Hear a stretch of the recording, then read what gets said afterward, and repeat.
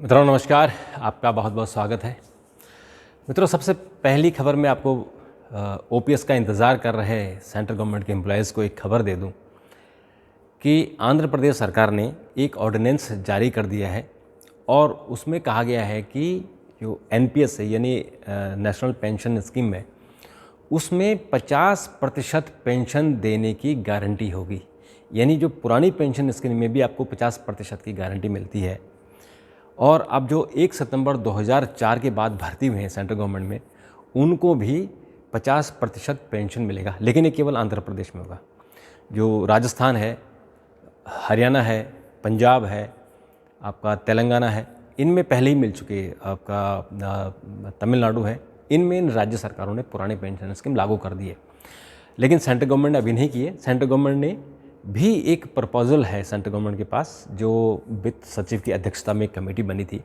उस कमेटी ने 45% आखिरी वेतनमान का पेंशन देने के लिए रिकमेंड किया है। तो उसको सरकार को अभी मानना है और मुझे लगता है कि सरकार पर बहुत ज़बरदस्त दबाव पड़ गया है। सरकार इसे मानेगी और आपको 45% तक मिनिमम पेंशन देगी। लेकिन उसमें जो आपका हिस्सा होगा वो 10% रहेगा।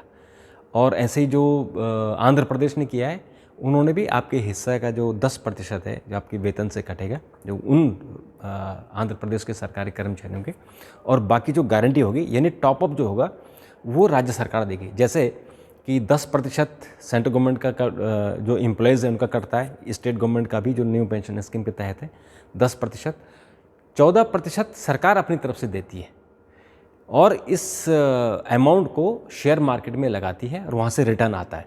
तो कुल मिलाकर ऐसा एक अनुमान है कि 30 से 35% रिटर्न आएगा। लेकिन वो कब पता लगेगा?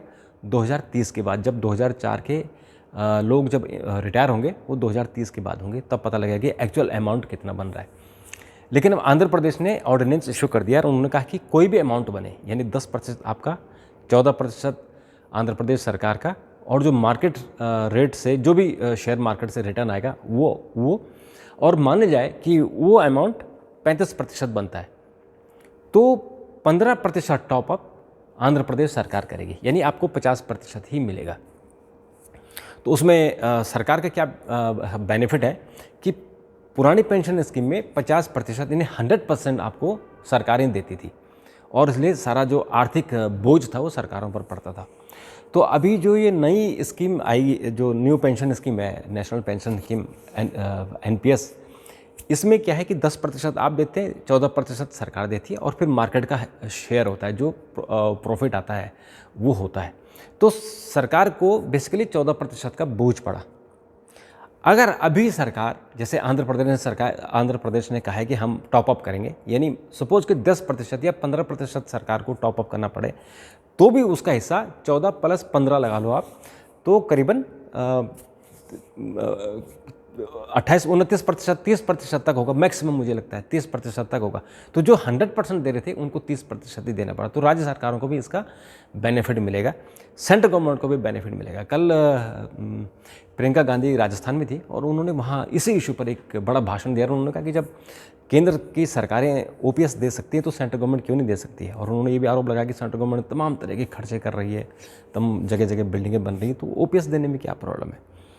और उन्होंने फिर वायदा किया कि हम, राजस्थान में तो ऑलरेडी इम्प्लीमेंट है, लेकिन मध्य प्रदेश में भी उसे लागू करेंगे, छत्तीसगढ़ में ऑलरेडी है, वो तमिलनाडु, तेलंगाना में चुनाव है, वहाँ भी ऑलरेडी है। तो कांग्रेस जहाँ जहाँ चुनाव लड़ रही है वहाँ वायदे कर रही है। तो आपके लिए इसलिए ये इम्पोर्टेंट खबर है कि जो केंद्र सरकार के पास प्रपोजल गया है वित्त सचिव की अध्यक्षता वाली कमेटी का, कि आप 45% तक पेंशन आप दीजिए, उसको मुझे लगता है कि अब सीरियसली सेंट्रल गवर्नमेंट सोचेगी। और मुझे लगता है कि अभी इन चुनाव के बाद या इस बीच में भी कभी भी ये डिसीजन आ सकता है कि आपको 45% तक पेंशन मिलेगा, लेकिन वो न्यू पेंशन स्कीम में होगा, नेशनल पेंशन स्कीम होगा, ओपीएस नहीं होगा। ओपीएस के जैसा होगा, यानी ओपीएस में जो आपको बेनिफिट क्या मिलता है कि ग्रेजुटी भी मिलती है, आपको 50% पेंशन मिलती है, प्लस डीए भी मिलता है। जैसे जब डीए बढ़ता है तो आपको डीए भी मिलता है, यानी 50% तो आपको जो बेसिक पे है, आपका लास्ट बेसिक पे, उस बेसिक पे का 50% और उसके ऊपर आपको जो हर 6 महीने में डीए बढ़ता है। जैसे अभी डीए बढ़ के 46% हो गया, अभी जो पिछले हफ्ते सरकार ने डीए बढ़ाया था। तो आपको 46% यानी 50% का जो अमाउंट है उस पर 46% और मिलेगा। तो वो आपको हर 6 महीने में उस पर बढ़ोतरी होती रहती है। लेकिन नेशनल पेंशन स्कीम में ऐसा नहीं है। नेशनल पेंशन स्कीम में जितना अमाउंट आपका होगा, यानी 10% के हिसाब से जो आपने जमा किया, 14% के हिसाब से जो सरकार ने जमा किया, और जो मार्केट से रिटर्न आया वो टोटल अमाउंट, उस अमाउंट को जोड़कर उसमें आपको डिवाइड कर दिया जाएगा कि ये इसमें आप इसमें रिटर्न कितना लेते हैं, जो बचेगा उसका आप पेंशन बनेगी। तो अमाउंट बहुत ज़्यादा नहीं बनेगा। आंध्र प्रदेश ने क्या इसमें किया कि आपका जो भी अमाउंट बने, माने जाए सपोज कि 40% बना, माने जाए 30% बना, तो 20% आपको आंध्र प्रदेश सरकार देगी। और अगर कोई जैसे 4th ग्रेड कर्मचारी हैं, उनकी तो बहुत मिनिमम तनख्वाह बनेगी बेचारों की, जैसे 2000-3000 रुपये पेंशन बनेगी। जैसे कि ईपीएस में जैसे जो कर्मचारी भविष्य निधि है ईपीएफओ, उसमें होता है, उसमें 1000, 1500, 500 रुपये पेंशन बनती है। हालांकि अभी सरकार ने कुछ इसमें अमेंड किया है कि मिनिमम 5000 रुपये होगी, कुछ राज्यों ने कर दिया है। तो ईपीएफओ का भी 5000 रुपये मिनिमम होगा। यहाँ आंध्र प्रदेश ने क्या किया है कि 10,000 मिनिमम गारंटी होगी। आप पीएन हैं, आप एमटीएस हैं, तो आपकी जो पेंशन होगी मिनिमम, वो आपकी 10,000 मिनिमम होगी। और उसके ऊपर जो फिर जैसे आपके ग्रेड बढ़ते जाएंगे और आप सेक्रेटरी लेवल पर भी हैं, तो आपको 50% आपको मिलेगी। लेकिन उसमें डीए नहीं मिलेगा, क्योंकि डीए का प्रोविज़न नेशनल पेंशन स्कीम में नहीं है। डीए का जो प्रोविज़न है वो ओपीएस में है, जो ओपीएस सरकार ने 2004 में डीलिंग कर दिया था, ख़त्म कर दिया था। तो अभी सरकार पर अब दबाव आ गया है, मोदी सरकार पर, कि अब आप कर्मचारियों को पेंशन या तो ओपीएस दीजिए या एनपीएस को भी ओपीएस जैसा बनाइए। और जो प्रपोजल है सरकार के पास वो यही है कि उसको ओपीएस जैसा बना दो, यानी मिनिमम गारंटी आप दे दो। तो सेंट्रल गवर्नमेंट सोच रही है कि 45% तक, और आंध्र प्रदेश ने कर दिया है 50% तक।